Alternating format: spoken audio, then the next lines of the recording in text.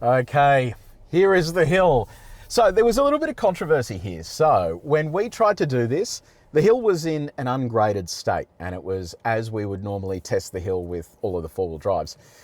After we tested the Shark originally, BYD, and again to their credit, they're actually listening to feedback and doing stuff to fix these problems. They came back here and then sent some footage of them testing on this exact hill to the BYD owners group, and they shared the footage, and miraculously it made it up without too many dramas.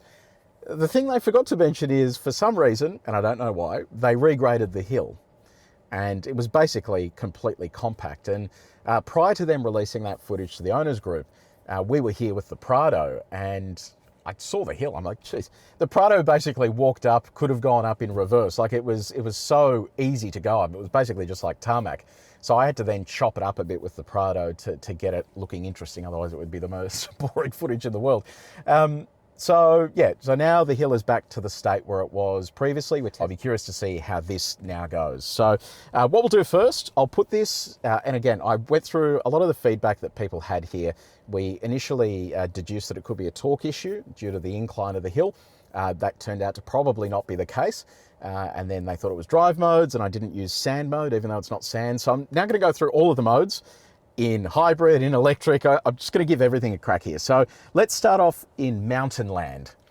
That's now engaged. Let's see how it goes. So constant throttle to start with, and if it does make it all the way up, I'll come back and do this from scratch with a stop involved there. Okay, so there it is. It's really struggling there. I'm going to go harder on the throttle. We're now at full throttle on the kick down, and pretty much nothing is happening there.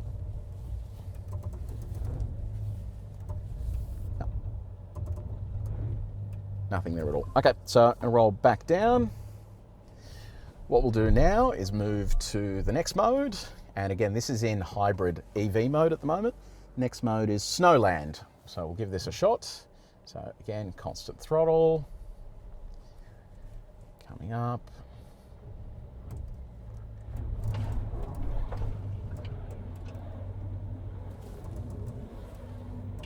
So I can hear a wheel spinning there, but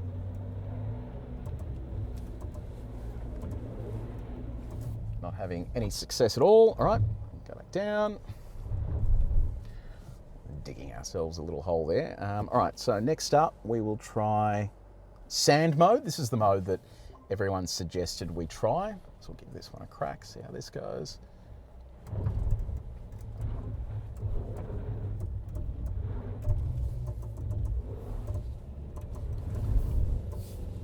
All right, it's getting a little bit further there.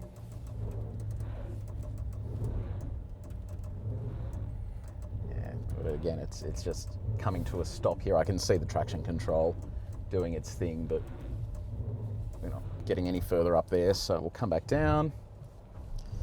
All right, we'll see what other modes we have left here. Muddy land. All right, I'll give this a shot. So again, constant throttle. Okay, stopping there in the same spot again. I'm now at full throttle. I can hear, again, the traction control trying to do stuff, but not having any success here at all. Okay, so go back down. As I said last time, yes, I can just send it up here at pace. No dramas at all, but that is how you destroy a vehicle. And given that normal vehicles can get up here without too many dramas, it shouldn't be this difficult. So I think we're back to mountain land, which is what we started on. What I'll do now is people suggested trying EV mode. So that's now in EV mode. So again, mountain land, EV mode. Let's see how this performs.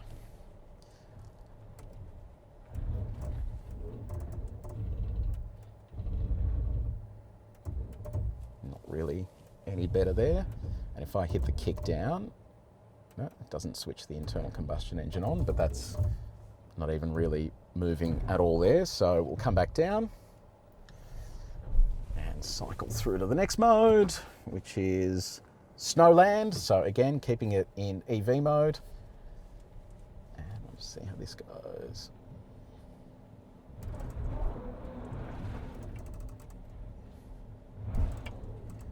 same thing again. It's just spinning up the unloaded wheel. Come out of that. All right, next up, Sandland EV. All right, here we go.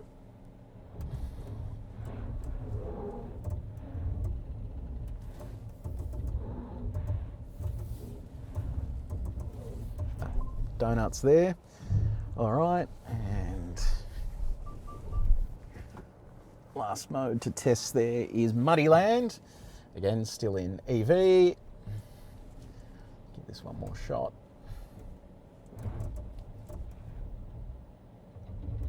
So this, oh, there we go. It's creeping a little bit there.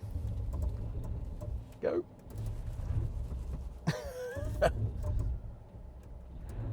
No, nothing there. Okay, so last thing I want to try here is switching off stability control entirely so that we don't have any interaction from traction control. So I'll go to safety assist, ESC off. Okay, so it already says that ESC is off. Let me just try. Yeah. So the only way to actually properly have ESC off is if I go back into normal mode and then switch ESC off, because it's still using some form of traction control when I'm in those other modes. So this is in EV now. It's probably going to be the world's most boring video. Yeah, look, I mean, without traction control, doesn't get anywhere at all. So come back down a little bit and just try hybrid mode now with traction control off.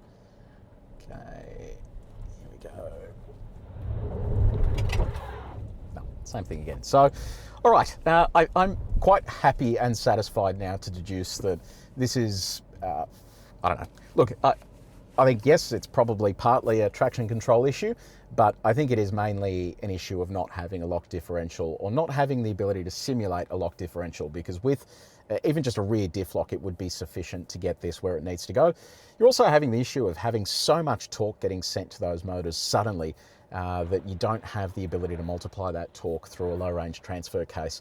So I think that is probably all something they need to look at. If you have a think about the Porsche Taycan, for example, they actually have a 2-speed transfer case, or a 2-speed gearbox rather, in that car that allows them to have different torque variations depending on speed.